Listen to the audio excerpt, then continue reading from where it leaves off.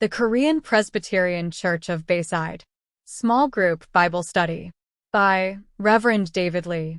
Lesson number 83. I am like a green olive tree in the house of God. Psalm chapter 52 verse 1 through 9. Why do you boast of evil, O mighty man? The steadfast love of God endures all the day.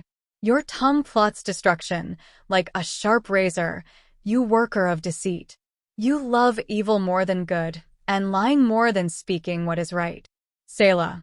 You love all words that devour, O deceitful tongue. But God will break you down forever. He will snatch and tear you from your tent. He will uproot you from the land of the living. Selah. The righteous shall see and fear, and shall laugh at him, saying, See the man who would not make God his refuge, but trusted in the abundance of his riches and sought refuge in his own destruction. But I am like a green olive tree in the house of God. I trust in the steadfast love of God forever and ever. I will thank you forever, because you have done it. I will wait for your name, for it is good, in the presence of the godly. Amen. In today's passage, why was the psalmist able to confess that he was like a green olive tree?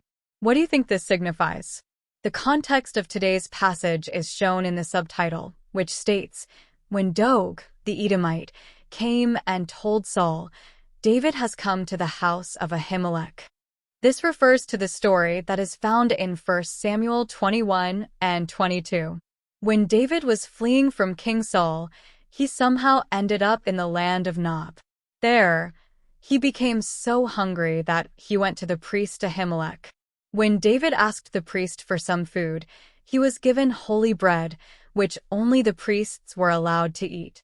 And when David asked Ahimelech for a weapon he could use, Ahimelech took the sword of Goliath out of storage and gave that to David.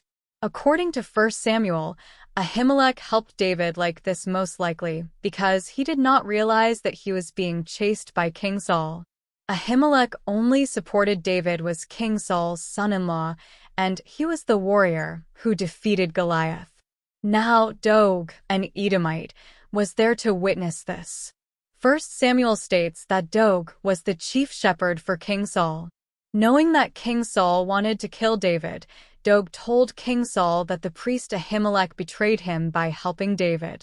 When King Saul heard this, he put to death 85 priests including Ahimelech.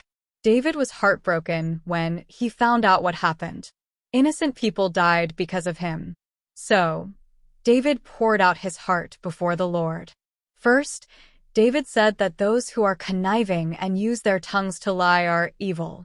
Ahimelech helped David out of respect for King Saul, since David was Saul's son-in-law. It was not his intention to spite the king or provoke him. He was simply trying to do good for the son-in-law of King Saul. But Doeg lied and made it seem like David and Ahimelech were on the same side. What would Doeg have gained through this? He would have been acknowledged and rewarded by the king. However, David describes the result of this kind of person in verse 5, which states, But God will break you down forever. He will snatch and tear you from your tent. He will uproot you from the land of the living. According to this verse, those who lie might have temporary gains in this world, but they will pay the price for the evil they have done and be destroyed forever. And David explained the reason in verses 6 and 7 that state, The righteous shall see and fear, and shall laugh at him, saying, See the man who would not make God his refuge, but trusted in the abundance of his riches and sought refuge in his own destruction. Those who lie by bringing others down for their own gain do not trust God to be the strength. To trust God to be the strength means to believe that He is the giver of everything, including our lives. Those who do not trust God to be the strength go against Him by doing evil. This is true. If we believe that God is the provider of all things, we will live according to God's will. The reason believers lead a life different from non-believers is that our sovereign God is alive and always watches over us. This is why David said that he is like a green olive tree in the house of God.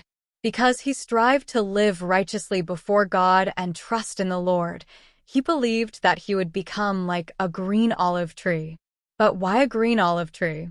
In the Bible, green olive trees are mentioned about 60 times. These trees produce a lot of fruit and are beneficial to people in many ways. Olive oil is so versatile that it can be used as fuel, a digestive supplement, medicine, and skincare. Not only that, but the tree itself is used for construction. Olive trees are known to live for a very long time. So, it also serves as a symbol of patience and blessing. But David did not say that he was just a regular olive tree, but a green olive tree, which entails that he would be abundantly blessed by God. Through David's poetic expression, we can see that it is truly important for us to live righteously before the Lord. Those who strive to lead this kind of life will be richly blessed like a green olive tree. Therefore, let us live by faith like David and become a green olive tree in the house of God. Through today's message, how do you think you should live in order to become like a green olive tree? Let us share our suggestions with one another. Let's share what we have learned and determined to do through today's word.